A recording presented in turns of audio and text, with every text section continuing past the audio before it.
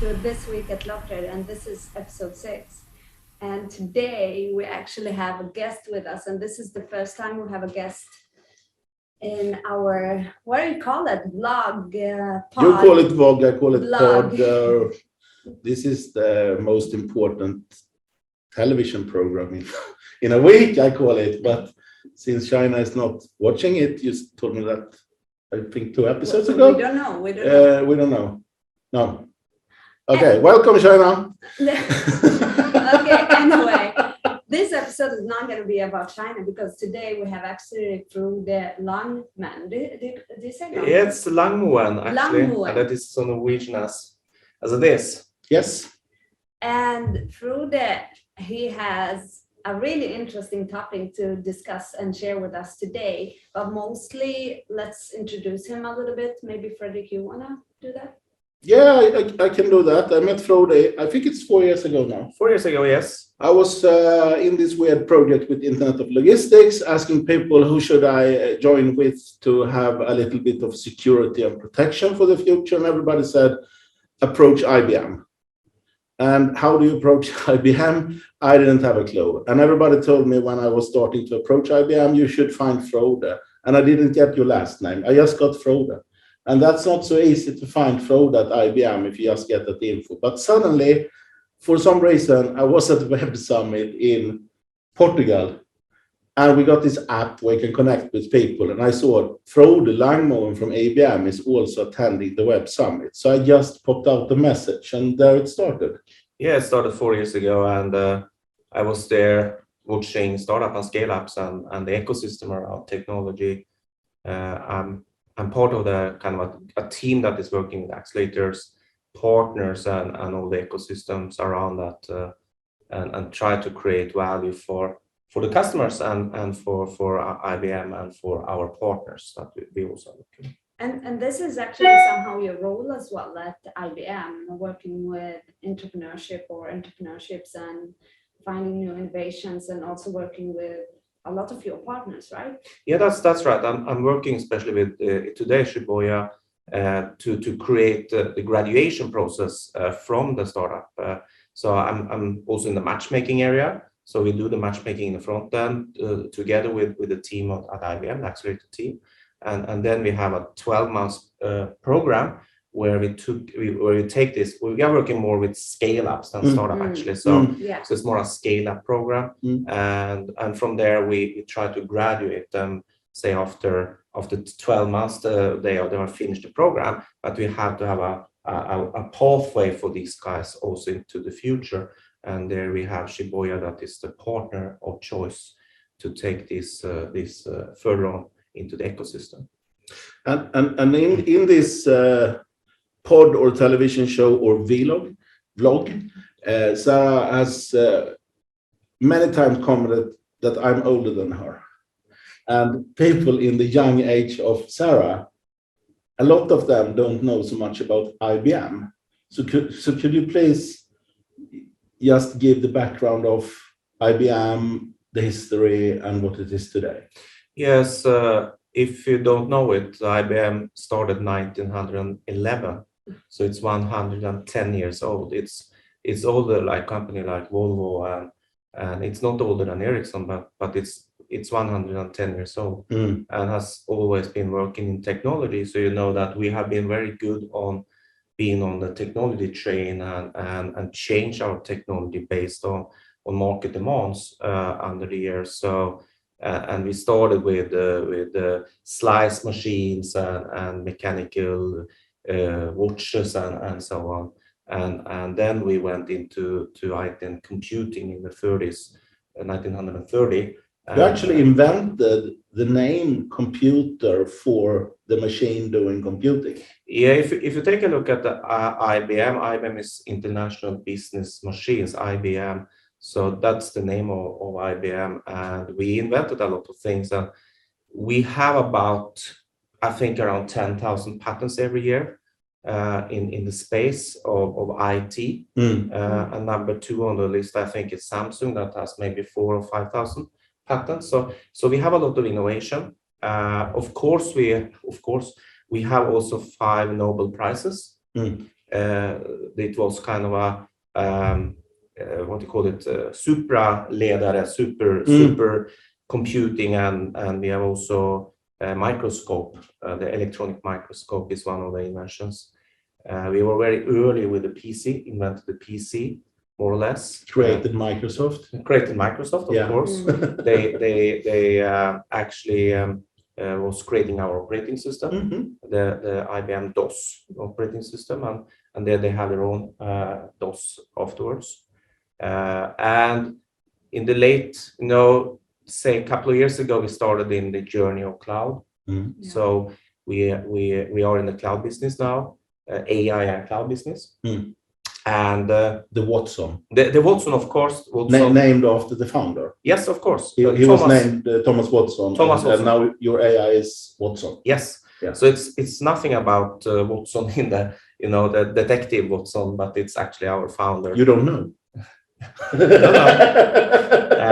Could be. It's AI. It's AI, yeah, of course. Yeah. But of course we are working in the AI space. We are working in the cloud space, of course, and consulting. And we have hundreds of thousands of partners around the world in the ecosystem that we also are working with and try to do good business to the customers. And you mentioned now going into the cloud business, AI business, and I think people general starts to think about two sides of this. One is the Elon Musk side saying, if you don't control this will end up in a situation like Terminator, where machines will create their own machines and then kill all the people.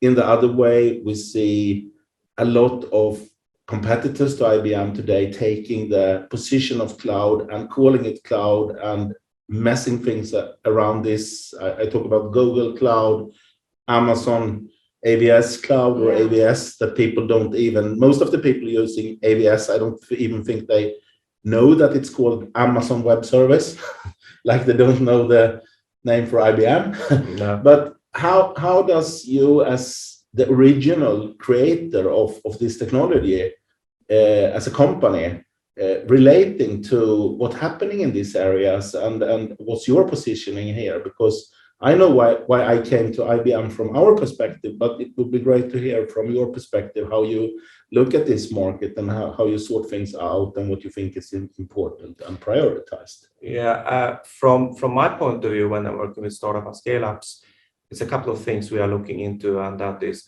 well, if we have every technology you have in Earth, we more or less have it. But we try to do it as open as possible. We are using a lot of open source, and we package open source. You're the owners of Red Hat today. We are owner of Not Red many Hat. people knows that IBM is actually handling Red Hat, who is handling the Linux open source core. Yeah.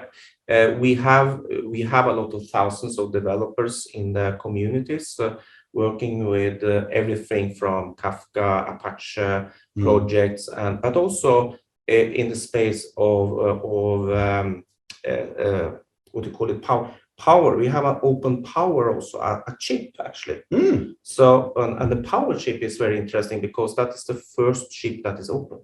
So you can actually. So the complete chip is actually like an open source community. Yes, it's open power community. So you can actually build your own computer based on that chip, and you have every instructions down to the earth or down to the bottom. And we have a couple of guys that is actually in that space, and a secret is that maybe Google is using the chip. Maybe Google is. Maybe you never know with Google. You never Google always know everything. You don't know anything about. So and the cool thing with that power and the new Power 10 chip, they have built in AI capabilities. So on the ship. On the ship. So you don't need to go to cloud. You don't need to go to cloud. Another thing that we actually are doing is that, well, if you buy a piece of software from IBM, you can run it wherever. You can run it on IBM Cloud. But if you want to run it on your premises, or if you want to run it on AWS or Azure, you can run it there also. Should you do that? If you have you know, you maybe have customer demands for a platform or whatever. It's your choice. It's possible. It's possible. But So then I ask you again, should you do that? Of course not. You should run it on the IBM Cloud or on your own premises, or with a partner. But Frode, just before we started this episode, you talked about trustworthy AI. Yeah. Can you just, what is that, and is that even possible? Well, what we are thinking, first of all, we have a kind of a piece of software that can go in and detects or looking into other models of AI. So we can say, how is the Google AI going? How is the Azure AI going? How is the AWS going? And benchmark it against our own AI. So we can say, well, this is the results from this and this and this and this, and have it from one point. So we can see if something is wrong here and there. Another thing that sorry for interrupting you there, but I remember when we were visiting together, we were at the Watson Center in San Francisco for a full day. Yeah, that's very unique. I understand. Yep. And I remember this guy explaining for me there where they have benchmarked this AI looking at the signs for cars, self-driving cars. And with the bad AIs, they could actually train them to figure out that red light is to drive. Yes, of course. Because it's just how you train it. Yeah. So, that's how you train it. And this also gave me a perspective that if you want to sabotage or being a terrorist in a town, retrain the AI. Yeah. And since you can do this with the technology now, you can retrain a complete an infrastructure system in a couple of minutes. Yeah. You could actually just launch a new AI in Gothenburg, where we are right now, guys. If you didn't, we are in Gothenburg. It's raining. And it is not. and you can retrain this. So suddenly every morning the cars go out here, and when it's red, they drive, and you have a crash. He proven that. Yeah. But with your system setup and how you train your AI, if I got it right, that was almost impossible because it will benchmark. Yeah, it will benchmark. Yeah, that's for sure. That's like having a person that you train that never asks anything. That's the first version. The second one is someone you train and they always disagree. Yeah. And that's someone you don't want in your classroom, but they're the smartest people probably. Yeah. So this is the difference between good AI and really lousy AI. Yeah. And another thing that we actually have, of course, we have 60 data centers, 60 plus data centers in the cloud around the world. And what we also have is kind of the data security for you guys. So if you put your data into our cloud, you have your own keys. We cannot see the data, we cannot touch the data, and so on. And we can also put the data into our secure GDPR EU clouds. So with the EU personnel and so on. Yeah. So but another thing we have put in that is also very good is that we can take your data and put it locally. So we call it satellite. So you can take your data, have your data locally, but you can run the services out to the cloud. So you actually have the data in Sweden in a Swedish data center with Swedish personnel, and then you can run your applications out to the cloud or administrate your stuff out to the cloud. So that's the satellite kind of thing we have.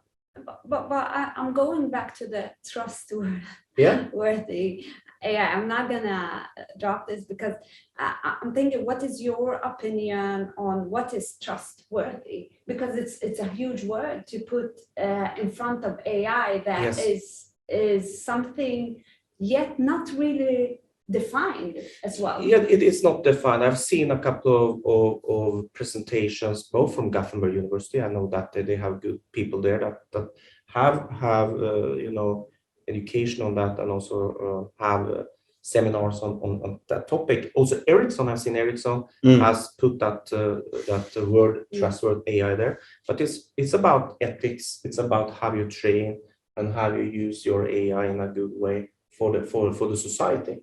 So and also understand when the AI is actually being misused or starting to misuse itself. So you have to if the AI benchmark your input and how it's learning, you also have to benchmark the result of the AI. Yes. So it's very complicated.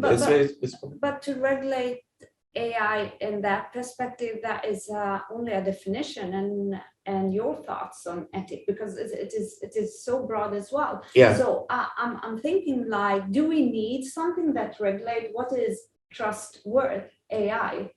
Yeah, of course we have to put a kind of a standard around it, I think, in the future. So you know that this is a stamp, this is stamped trustworthy, and this is not stamped trustworthy. So you have kind of rules that shows that this engine or whatever, and the data and the processes and also the tools that has been used here has this trustworthy inside it. But that's a huge problematic issue, because if you look into the world, you have the capitalist drivers from one perspective. I want to take all your data.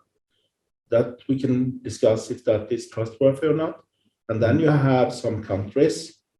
I want to take all your data, and I want to know everything about my people living here and so on. That I should also say is a problem when it comes to trustworthy. But they don't think so, and they are developing their AI perspective and. That's what I meant. Like, and so to put the standard in the middle that everybody will accept, I think it's almost impossible. I think this is a little bit like you have a family and you're raising your kids, and some families will accept more than other families that the kids could be out in the maybe not so so handleable in the society, if I call it that, and that's acceptable in that family. And another family is very strict and do things that we maybe think that's too strict. And I think we will have the same scale here with the trained AIs. It is, and I have actually an example what we did in this space, and that is face recognition. Yes. So we had a very, very good services on IBM Cloud face recognition, and I used it a lot. Very cool, and you can just take a picture of me or whatever. And it's so good that I actually never will use it again, because I shot myself and it told me you're this age. Yeah, that's for sure. And that was good, and we used it a lot, in different kind of conferences and so on. Yeah. But we saw that it was misused, or it was not used in a good way. So we actually took it away. Yeah. And our CEO at IBM, Arvind Krishna, said, "Well, you cannot use this. We see that this is going to be misused by some or services and so on." But many of your competitors haven't taken that decision. No. And that's problematic. It could be problematic, because then, maybe we are missing some business, but we have this kind of idea, we have this kind of trust, we have this kind of thing in our company that you cannot. It goes back all the time to values, right? Yeah, values and statements and what you stand for, and as we in LogTrade has said, no guns, no drugs, and no Facebook. That's our statement. Yeah, we have that. You're the CEO. I read it. It's your statement. So I just read it. It was good, I think. So, but you have also another thing that is coming up that is also very, very good, actually, good or bad. But you have heard about quantum computers? Yes, I've seen it also. Yes, you have seen it. It's like a big lamp. It's a big lamp. It shouldn't really. It should, if we had it here right now, it would fit. Yeah, it would fit. It would fit in this environment. Yeah. It's really nice. Yeah, it's a really nice lamp. It's a lot of copper and glass, and it's nice. The first computer you really can have as a home decoration. Yeah, we see now that the technology is coming, and we are in Gothenburg, and Chalmers is working a lot in this space, and IBM is working a lot in this space. We have educations now. We also see the first kind of startup scale-ups coming in this space with quantum. We used it actually for the COVID-19 medicine, and of course in transportation and in logistics. I also think it could be great to have it, because then you can have route planning and stuff that is more or less impossible for you guys to do. And 5.5 years ago, when we started the Internet of Logistics with Stanford Research Institute, they directly told me, you have to wait for the quantum computer to be ready for this. And now we figured things out so we could start anyway. But that still is the opportunity we have here when this will be standardized and we can start using it. The calculation path, with the amount of calculation we can do, I don't know, how many times faster is it than any computer today? It's enormous. It's enormous amount of things that it can do, but it's doing it in a different way. Yes. So you have to learn that way, because it's not traditional programming. So that's the education is very important now to get the developers and the society up and understand the technology, because it's not what you have seen before. No. And the good thing is that just yesterday or maybe on Monday this week, NVIDIA, Google, and IBM have a program together for quantum to share quantum stuff and so on. Because NVIDIA, I don't think they have their own quantum computer, but they can use IBM's or Google's, but they have a lot of knowledge and they can use their GPUs to prepare for quantum loads. So Frode, you mentioned ecosystems a couple of times, and I'm thinking, in your definition, what type of ecosystem are you referring to when we're talking about AI and this type of technologies? Yes, the ecosystem. When I'm talking about the ecosystem, I always talk about kind of partners and solution providers, customers, IBM and our competitor. That is the ecosystem we have around us. And if you take a look at AI, everybody has a kind of a role in that, and everybody has a piece that maybe you have to have in your AI. You maybe have some databases from Oracle, you maybe have some databases from Microsoft, you maybe have stuff in Google Analytics that you have to drive out, and everything you have to put together, and you cannot be alone there with that. And the ecosystem around it is also where you have the startups coming in and the old companies coming in. So you can see also that nobody's going to have what you call it be the master in the world, because everything is going together in a. That's the difference between an ecosystem and a supplier sub-supplier system. That you actually no one is saying that I'm in charge. No one is in charge. We just compatible. Yeah. And I think that is going to be more important in the future. Now everybody tries to be in the master role. And taking the data. But I think in the future we have to share the data and create value. You can look at also at the traditional ecosystem, like even a traditional company, you have an ERP system, you have a couple of different systems, and all the time you're choosing one of the systems to become the master, right? Because it's easier. But when you say it like that's not right, because then you're putting the data in one place. And you can see also that you are in the transportation area, logistics. You see so many data points. So the sensors everywhere. Sensors everywhere. Scanning to cars moving. And locks opening and stuff. It's everywhere. Everywhere, and every system has been their own silo. Yes. And you have to break down the silos and create value through the silos.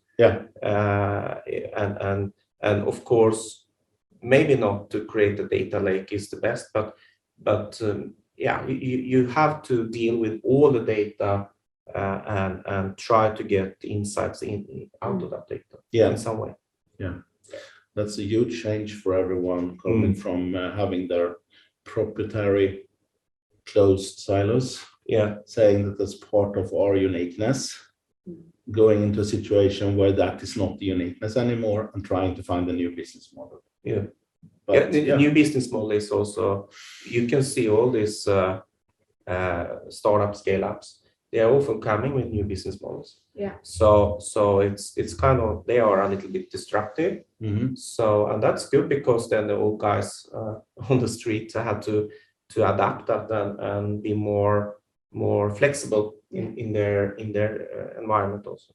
So Frode, if we would have a person in the room right now being like 15, asking you, in which area should I prioritize my learning to be successful in my career for the future? What would be your recommendation? Oh, that was a tough question because really hard. I get that question all the time, so I'm trying right now to get the answer from you, so I can go around and answer this, saying that it was me coming up with this. Okay, but I think that you have to be thinking like an ecosystem. You can be in economics or you can be in technology, but if you're thinking in silos, that is, and see the big picture, maybe the big picture, of course, be open for new technologies, but the only thing we know that this technology is going to be changed in future. Every 18 months, it's doubling itself. It's doubling, and that's so huge doubling right now. But think of that you have to create value for your customer and for your company. So if you can create a value for your company that you're working for in the future, as a 15-year-old, think about, you say if you're a police, you have to create a value for the society as a police.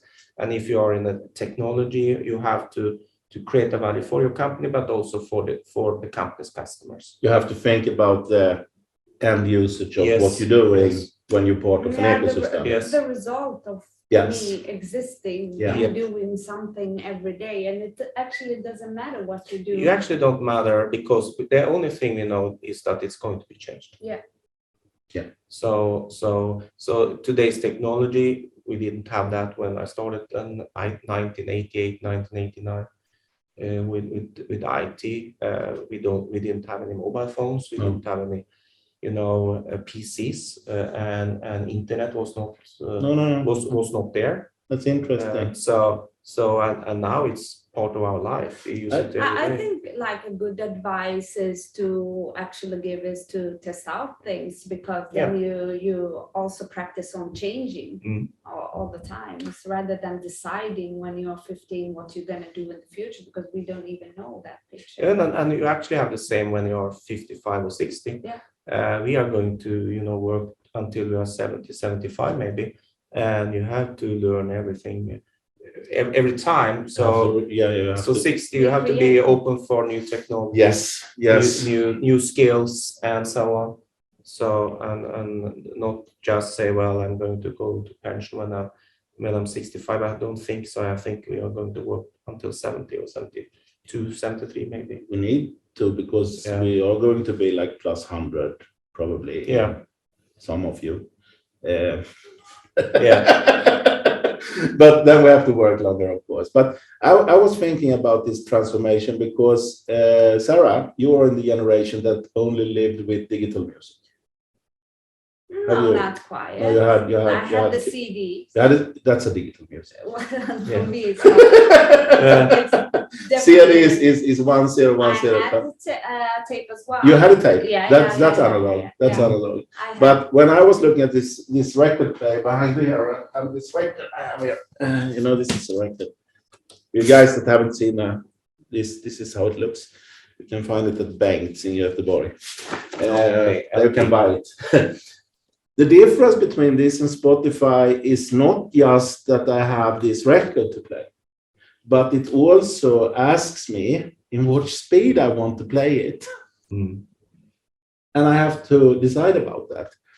It would be very funny if Spotify would have asked me when I was playing a song what speed I wanted it in. Of course, I can say speed, put it faster, because I don't want to have this slow voice in a pod, for instance. They have that. But this actually reminds me that today when you send something in our system, you have to decide if you're going to send a pallet or a package, or you're going to have a home delivery. That's probably just a record. And it strikes me now when I sit down here that maybe we need to change the market a little bit, so people don't have to worry about if it's a pallet or a package or a home delivery anymore, because this sucks. And it was just striking me when I saw this that, okay, that's where the market needs to change. So that's a promise here, everyone, that I would try to find out a way where people don't need to decide if it's a pallet or a package or a home delivery anymore, because this is not the future. And by the way, you can find this beautiful setup at Pigalle Hotel in Gothenburg. Yeah. And I think we are getting to the end of this episode, right? Yeah. Thank you so much for joining us, Frode. We are looking forward for many years with IBM. Yes. And doing stuff together in the ecosystem. Yeah. Thank you very much. Thank you so much. Thank you, guys. Thank you. Take care. Bye-bye. Bye-bye. Bye-bye.